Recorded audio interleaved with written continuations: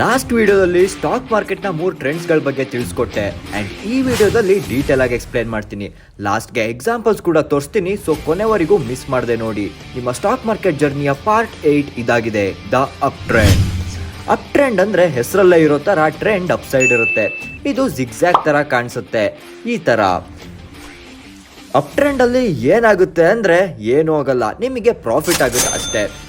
The first ಪಾಯಿಂಟ್ನ ನಾವು L ಅಂದರೆ ಲೋ ಅಂತ ಕರಿತೀವಿ. ಅದ್ರ ಮೇಲ್ಗಡೆ ಇರೋದನ್ನ ಹೈ ಅಂತ ಕರಿತೀವಿ. ಅಲ್ಲಿಂದ ಕೆಳಗಡೆ ಬರೋದನ್ನ ಹೈಯರ್ ಲೋ ಅಂತೀವಿ. ನೆನಪಿರಲಿ, ಈ ಪಾಯಿಂಟ್ಗಿಂತ ಕೆಳಗೆ ಬರಬಾರ್ದು.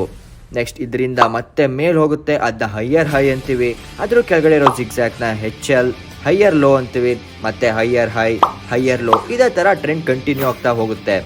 ನಾವು ಈ ಲೋ ಪಾಯಿಂಟಲ್ಲಿ ನಾವು ಕರೆಕ್ಟಾಗಿ ಬೈ ಮಾಡಿದರೆ ಈ ರಿವರ್ಸಲ್ ಆಗೋ ಪಾಯಿಂಟ್ವರೆಗೂ ಪ್ರಾಫಿಟ್ ಮಾಡ್ತೀವಿ. ಅಲ್ಲಿ ಹೇಗೆ ರಿವರ್ಸಲ್ ಆಗುತ್ತೆ ಅನ್ನೋದನ್ನ